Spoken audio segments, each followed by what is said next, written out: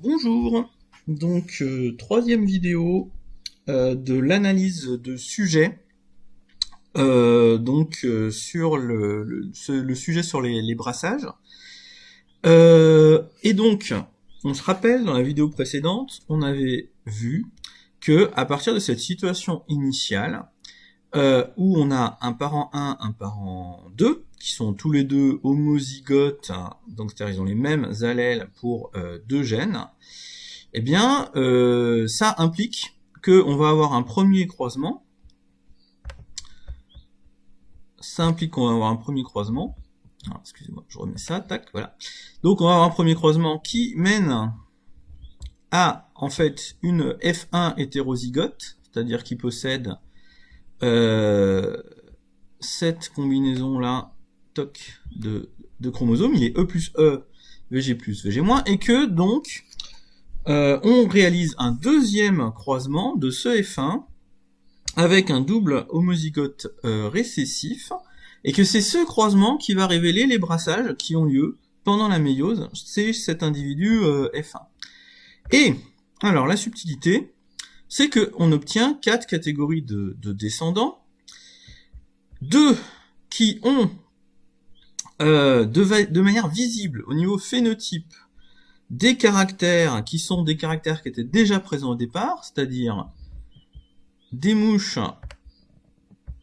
à corps clair et à ailes longues, ou un corps noir et des ailes vestigiales. Donc ça, on obtient des descendants comme ça. Voilà. C'est les deux là, on les appelle les descendants de type parental, mais on obtient aussi, et donc ça c'est nouveau, c'est ce qui montre qu'il y a justement un brassage, on obtient des descendants avec des caractères recombinés, c'est-à-dire un corps clair et des ailes vestigiales, et un corps sombre, noir, avec des ailes normales. Donc ça, ce type de mouche, cette combinaison de caractères, on l'avait pas hein, dans les générations précédentes. Donc ça veut dire qu'il y a eu une recombinaison chez lui, là, pendant la méiose. Alors ça peut pas être chez l'autre parent, puisque justement l'autre parent l'a choisi exprès pour être double récessif, pour avoir des caractères qui en fait, vu qu'ils sont uniquement récessifs, ne vont pas être visibles dans le phénotype, dans l'apparence. Donc en fait, c'est bien les gamètes produits par F1, soit ceux-là, soit ceux-là, soit ceux-là, soit ceux-là, il y a 4 types de gamètes différents, qui vont produire 4 types de descendants différents. Et donc, il y a 2 types de gamètes, celui-là qui va donner ce descendant-là, et celui-là et qui va donner ce descendant-là, où il y a une recombinaison. Donc il y a des nouveaux mélanges, des nouvelles combinaisons de caractères. Alors, la subtilité, maintenant qu'il faut vraiment comprendre, c'est que, en fonction de si on est dans une situation de brassage inter ou de brassage intrachromosomique, le mécanisme qui amène aux recombinaisons, aux recombinés là, bah en fait c'est pas le même. Et donc, faut pas mettre la même explication en fonction des cas. Alors, je reviens pas en détail sur, mais comment on sait si on est dans l'inter ou l'intra? C'est l'histoire de, est-ce que j'ai 2 gènes sur des chromosomes différents, c'est le cas ici, ou est-ce que j'ai 2 gènes qui sont sur le même chromosome? Donc vous regarderez la petite fiche que je vous ai mis. Là, on a 2 gènes qui sont sur des chromosomes différents, donc ceux qui amènent au brassage, ceux qui amènent au recombiné, c'est un brassage inter. Alors, du coup, qu'est-ce que c'est ce brassage inter? Qu'est-ce qui se passe pendant la méiose? Alors, on va passer sur, justement, des petits dessins. Enfin, j'ai fait une autre série de petits schémas qui va figurer, justement, ce qui se passe pendant la méiose. Alors, donc, là, on prend une cellule souche. De F1, on est dans les testicules de F1, ou alors dans ses ovaires. Ça dépend si c'est un mâle ou si c'est une femelle, évidemment. Mais donc, il va se produire la méiose qui va aboutir aux gamètes, les cellules reproductrices. Alors, du coup, au début, on a une paire de chromosomes, de grands chromosomes là, avec le gène couleur du corps. Et donc F1, il est hétérozygote, il y a 2 versions différentes, il y a 2 allèles différents du gène, il est E+, E-. Alors attention, vu qu'on commence une division cellulaire, j'ai été forcé de remettre les chromosomes sous une forme double, c'est-à-dire composée de deux chromatides identiques. Donc là, il y a E+, mais c'est le même chromosome. En fait, il y a deux copies. La copie là, chromatide 1, la copie là, chromatide 2. Donc attention, c'est le même chromosome exactement que celui-là. Celui-là avec E+, c'est le même chromosome mais sous forme double. Je suis obligé de faire ça parce que je vais entrer en division cellulaire. En fait, la forme simple, là, le chromosome simple avec une chromatide, c'est la forme en fin de division. D'ailleurs, on va le voir à la fin, les chromosomes sont simples. Donc, je commence une division cellulaire, je double mes chromosomes, mais en gros, je prends ce contenu-là. Je suis chez F1, c'est lui, là. Et donc, il y a ça dans ces cellules. Mais en version double. C'est ce que je vais avoir, donc, ici. Bon, commence la méiose. Alors, la méiose, qu'est-ce qui se passe pendant la méiose? Ben, en fait, déjà, première étape, les chromosomes de chaque paire se séparent. Donc, c'est-à-dire que là, ce chromosome-là, de la paire de grands chromosomes, il va se séparer de ce chromosome-là, l'autre chromosome de la même paire de grands chromosomes. Et puis pareil pour les petits chromosomes. Donc ça veut dire que, par exemple, alors je vais, prendre E+, là, enfin le chromosome avec E+, et on va dire, il va se retrouver, il y a une première division de méiose, donc ça va donner deux cellules, et ben E+, tac, il se retrouve dans la première cellule. D'accord, la première cellule issue de la division. Donc forcément, dans l'autre cellule issue de la division, alors je vais réduire un petit peu, voilà, pour que ça soit qu'on voit un peu plus, qu'on ait un peu plus une vue d'ensemble, même si, bon, évidemment, le texte sera un peu plus petit. Donc évidemment, du coup, l'autre chromosome, lui, qu'est-ce qu'il fait? Il file, hop, tac, dans l'autre cellule. Et puis, il se passe exactement la même chose avec les petits chromosomes. Alors, et c'est là la subtilité. En fait, il peut se passer deux choses. On va le faire après, mais le petit chromosome, là, tac, soit il va se retrouver dans cette cellule, où il y a déjà le grand chromosome avec E+, soit il peut parfaitement se retrouver là, aussi, avec le chromosome E-. Donc les deux sont possibles. Bon, alors nous, on va faire la première possibilité dans un premier temps, tac, voilà. L'autre chromosome, le petit chromosome avec VG+, il se retrouve ici. Et puis, pareil, je vais séparer l'autre chromosome. Et donc, l'autre petit chromosome, lui, tac, il se retrouve ici. Voilà. Donc, on en est là. Donc, on en est là. Alors, du coup, sauf que la méiose, c'est deux divisions successives. Donc, la deuxième division de méiose, ce qui va se passer, c'est que c'est les fameux, justement, chromatides des chromosomes doubles qui se séparent. Et donc, en fait, maintenant, ce qui va se séparer, c'est chaque moitié de chromosome. C'est pas chaque chromosome d'une même paire. Donc, il y a une chromatide là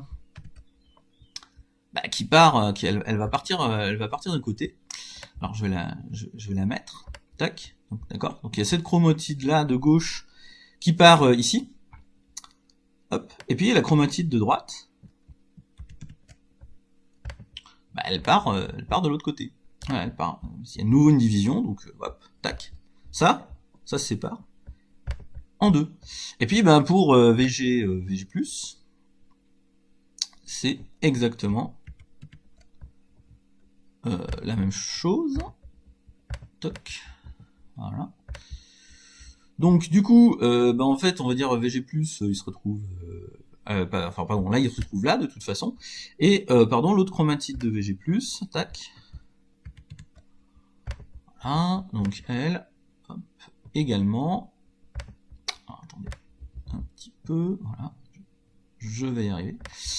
Elle se retrouve ici, aussi. Donc, le résultat, c'est que, du coup, cette division-là, ça forme donc un gamète, d'accord, enfin deux gamètes en fait. Donc c'est un peu petit, je vais mettre en un peu plus grand. Voilà, tac. Donc ça fait un gamète qui est donc E+.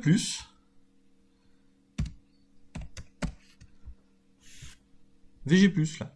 D'accord? Alors, d'ailleurs, c'est pas le seul. Celui-là aussi, ça va être un gamète.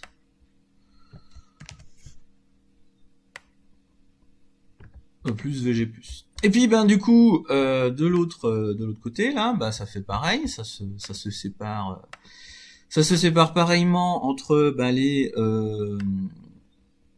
la chromatide de gauche du premier grand chromosome, et la chromatide, de droite. Donc, pareil, tac, j'en mets une à gauche, j'en mets une hop, à droite, et pareil pour ici.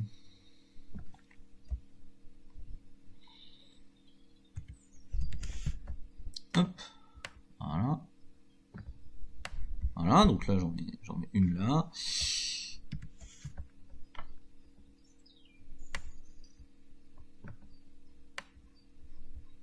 Et j'en mets une là. Voilà. Et donc là on a des gamètes, à nouveau, qui cette fois sont des gamètes bah, E-, VG-.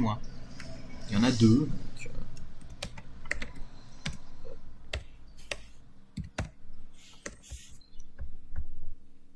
voilà. Alors, ces gamètes, évidemment, c'est des gamètes qui vont donner, après fécondation avec l'autre parent, des gamètes, enfin des descendants, pas recombinés. Parce que E+, VG+, et E-, VG-, c'était déjà les caractères, les combinaisons de caractères de départ. Donc tout ça c'est du non recombiné, en fait. Tout ça, c'est du non recombiné. Sauf que cette méiose là qu'on a faite, eh ben c'est pas la seule possible. Il y en a une autre de possible. Alors l'autre de possible, c'est celle. Alors on a la même situation de départ.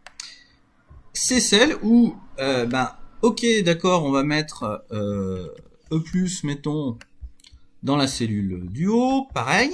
E-, on va la mettre dans la cellule du bas, comme on a fait avant. Sauf que les chromosomes, ils se répartissent au hasard, strictement, lors d'une division cellulaire. Donc cette fois, c'est pas VG+, qui va aller avec E+, c'est VG-.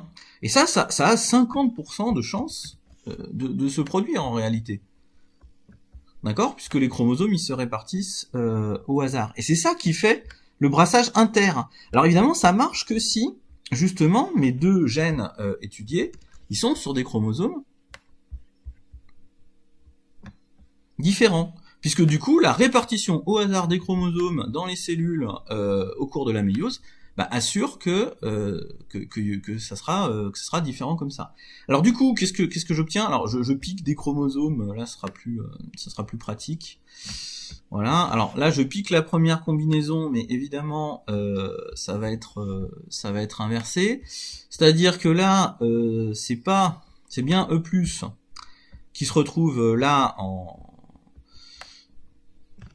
et qui ensuite à la deuxième division se retrouve là.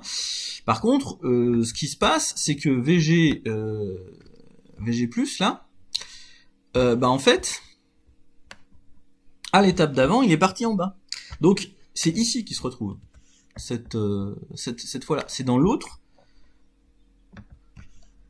partie de la méiose. Et pareillement. Et je suis à 14 minutes, je vais devoir arrêter la vidéo, enfin je finis quand même, hein. Et donc pareillement, là on a ça, alors faut que j'arrête absolument en 15, bon, ouais, bon, je me dépêche, mais il va falloir vraiment que j'arrête, parce que sinon YouTube il veut pas que je upload mes vidéos, donc en fait je vais faire une pause là, et je vais enchaîner avec une deuxième vidéo, qui va directement faire la suite de celle-là.